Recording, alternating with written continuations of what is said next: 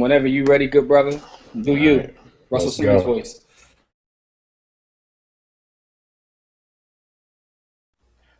War Room beloved, welcome to another episode of Inside the War Room. I'm one of your hosts, Devin McMillan, and I'm here with my co-host and partner, Jimmy Williams, What's up to all the plus size women?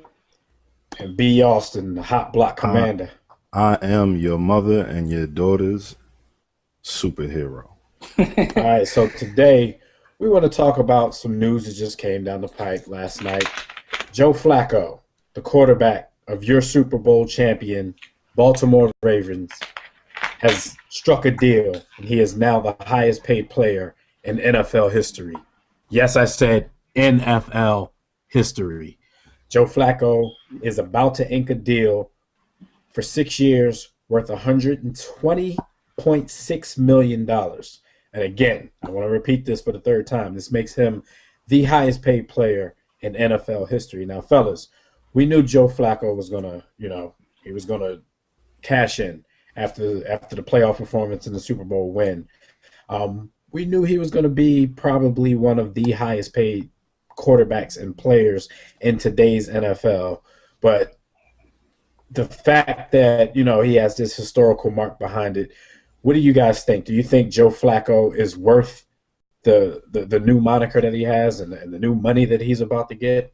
Well, my opinion is this: what you're worth and what you're paid are two different things in sports in general. Because it has its own market. I just think timing was so perfect for Joe Flacco. I mean, he played his best football and won a Super Bowl right when it's time to negotiate. Like, that's the perfect storm for Joe Flacco. Now, whether he's worth this money, that's a whole different debate. Do I think he's top 5 in terms of quarterbacks? No. Definitely a top 10 quarterback. I mean, that's not hard to be in the NFL, but still. But everything worked perfect in terms of timing for him. And this just goes to show that regardless of the new CBA and all that, that quarterbacks will be the highest paid players. Quarterbacks have always been the highest paid players. They're the most important part of the chessboard, so to speak. And, shout out to Joe Flacco, man. He probably can buy Delaware now, but, it is what it is. I know B. Austin has some strong thoughts on the other side. Yeah. Before he gets to that, I just want to say, like I said, I'm never opposed to anybody getting, what they can get, but at the same time, I got to be objective and speak on it when I think that it may be a little unfair in the bigger scheme of things. But we're gonna see what B. Austin has to say about that. Joe Flacco, first and foremost, I salute you, because if they were willing to pay me $10 million for what I do, I definitely would take it. I wouldn't worry about whether I was worth it or not. So this is certainly no knock against you. I think that you are a quarterback of infinite potential. Well, no, not infinite potential, but a lot of potential. And hopefully you live up to this deal. So again, at Team Flacco on Twitter, not really pooping on you. But the Ravens, what are y'all doing? Really? Like, what are y'all doing?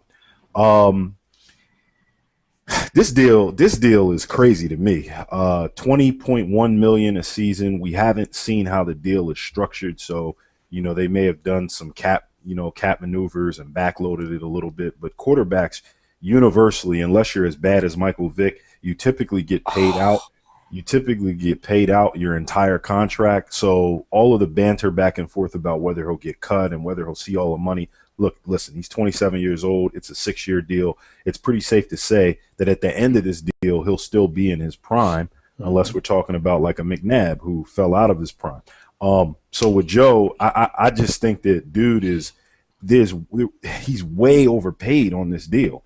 And what it does strategically for the Ravens, it causes them some problems when they're trying to re-sign Anquan Bolden, when they were trying to re-sign Ed Reed, Paul Kruger, and some of the others on that roster. Now, some will argue, well, Reed is past his prime.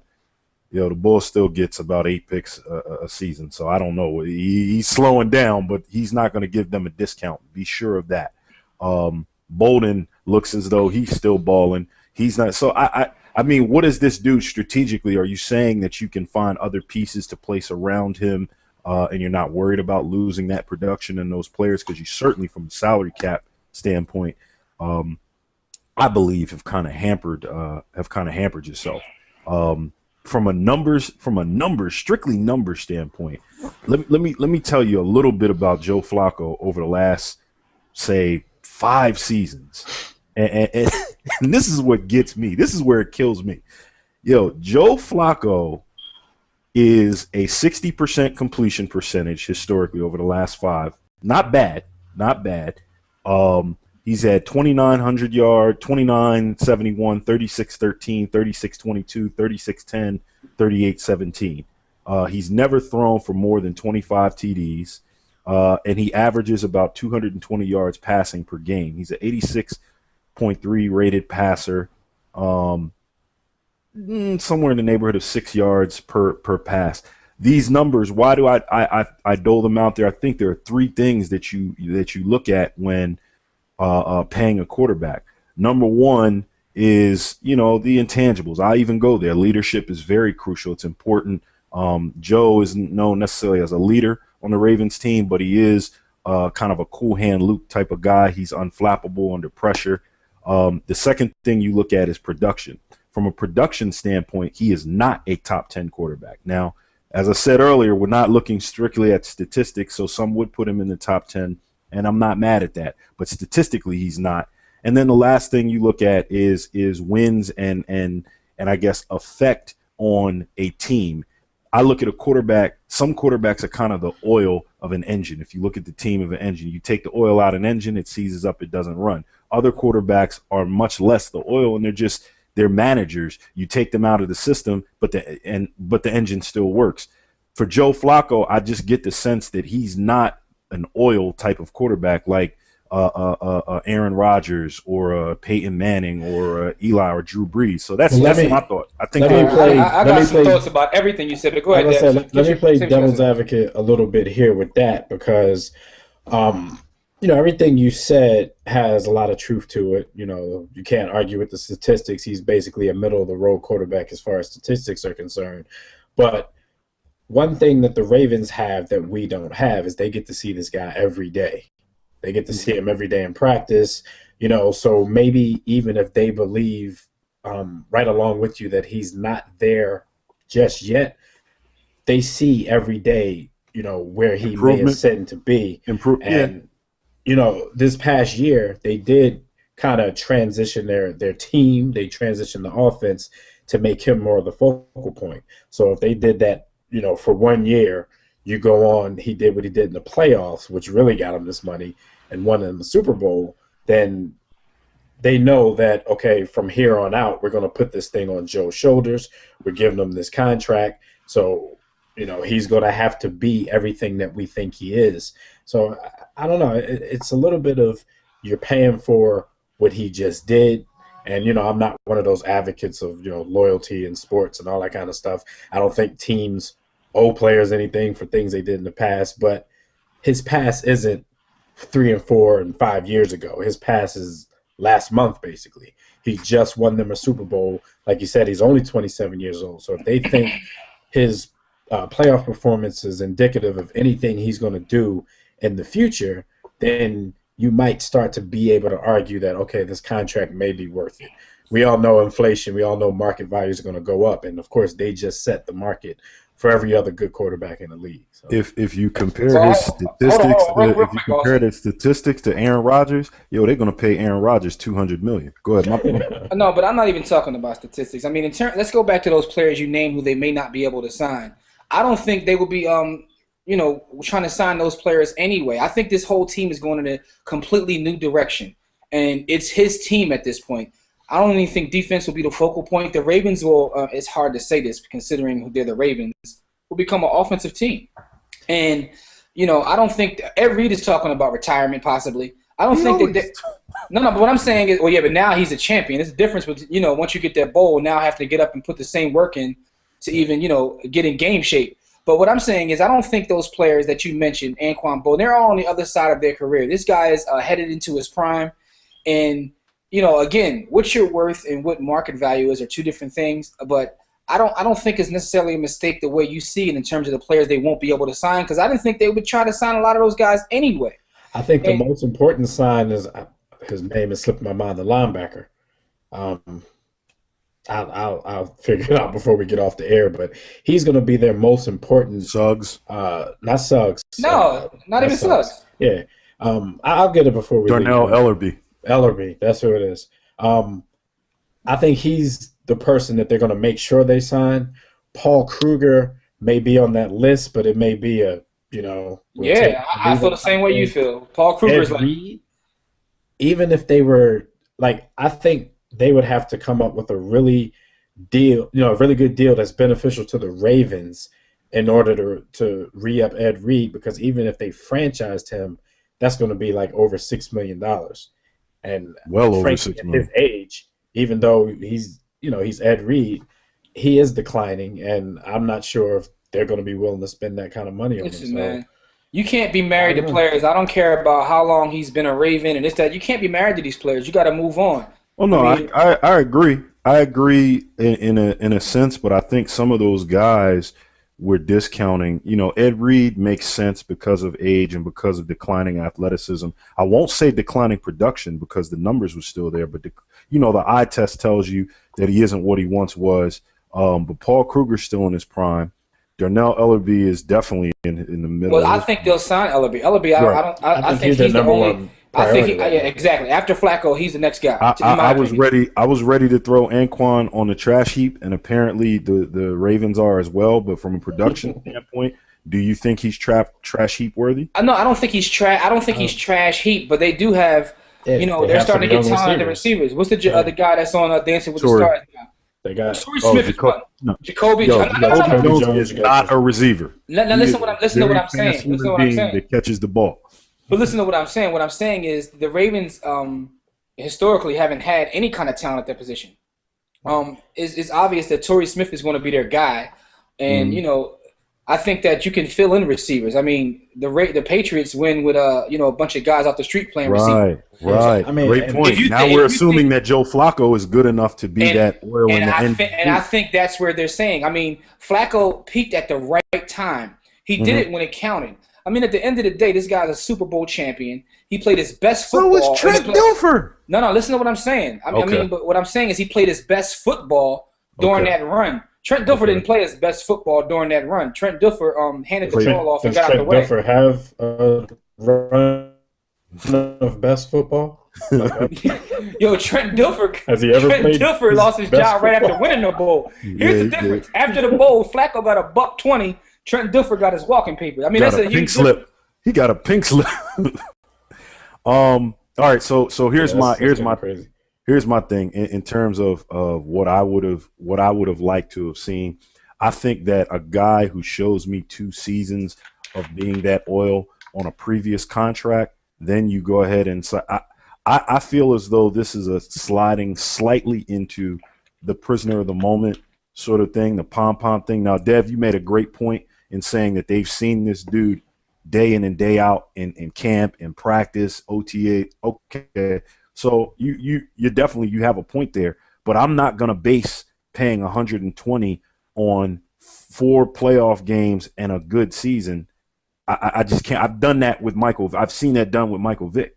10 games got him 100 million. I just think so. If we take difference is he won a Super Bowl, man. Like he won a Super Bowl. Yeah, but I'm one of those folks that I count a Super Bowl, Jimmy. I don't discount it, but at the same time, I understand that it's 22 starters there, and with the way the Ravens are constituted, they don't build their team where it's all Joe Flacco to win that Super Bowl. It's not like Tom Brady or Peyton Manning where you got to go out and put this all on your shoulder and elbow for us to win. No, but this is why I say this team is changing. But That's mentioned in the season. But it is. If you watch this season, I mean, part of the reason, they don't give the ball. People are complaining they didn't give the ball to Ray Rice enough because this team is changing where it's his team, and they are going to treat him as if he is an elite quarterback. Okay. So basically, he's set up now where if you fail, it's on you. We've given you the money. We've given you the team. They handed the keys over to Joe Flacco. It is. And I disagree a little bit about the whole Tom Brady thing and the putting it on his shoulders because, the Patriots are always one of the most well-rounded teams Yeah, they're a in system. the NFL. They won 3 Super Bowls by 3 points apiece, so I don't really think Tom Brady just went out and strictly dominated every time And they at the got end of the there. day, they play for Super Bowls, and Peyton Manning and Joe Flacco have the same amount. So what I'm saying is, okay, go ahead. I don't. I'm just saying I'm not like just strictly justifying the fact that they gave him $120.6 million. My whole thing is, I wouldn't go as far as to call their organization's prisoner of the moment, because frankly, we knew that this was going to happen anyway. We may not have known that they were going to, surpass every other quarterback in the league, but we talked about it before the game. We talked about it during the playoffs, that this man is playing for, about $20 million a season. Yeah. I figured they were gonna. They may lowball it and come in at 18, 17, 18 million. Lowball at 18 million instead of 20 million, huh? 17. No, I figured. Here's my thing. But you know what? You figured that, but the bonus to. Whoa, he's breaking up. But here's my thing. He's in the Matrix. Yeah, he's in the Matrix right now. I don't know what that's saying. But here's my thing, Austin.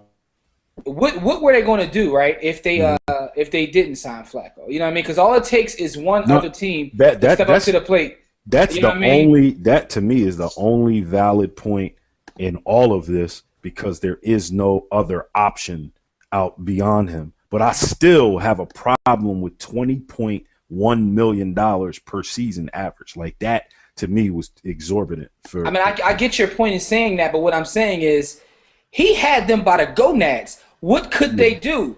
You know what I mean? He played his best football. He's coming to the table with his championship ring and a parade behind him, saying, listen, they have no other options. He pretty much, what are they going to do? They're going to move in a different direction, because you're playing in a league where a quarterback, like I said earlier, is the most important position.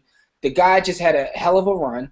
Do I think he's better than some of the guys he's getting more money than? Probably not. But again, value and what the market dictates are two different things. What were they going to do because all you need is one team to step in. This goes to the argument we have all the time about Andrew Bynum. We'll probably do a video about that. But if one team steps in and says, hey, I'm willing to pay this guy X, what do you do? I prefer to have a discussion and a dialogue around value and what should be versus what the market is. The market is a reality, but it's kind of like that's the beef that the owners have with this whole lockout situation. Also, if that's the case, then we would never have these conversations, because nobody that plays a kid's game should be making millions of dollars in the first place, even though that's what the market dictates, because that's the kind of revenue these guys generate. But Aaron Rodgers, here's the Aaron Rodgers. Play this game for free. Yo, Aaron, I'm hoping you get that $200 million, man. Yeah, it's coming. So look, they might just give Aaron Green Bay, just take Green Bay. Cheese stop. So what you want? What you want? Everybody, just be sure to visit our page at warroomsportstv.com. Click the like button on our videos. Make sure you comment in the comments section, because we will get back to you.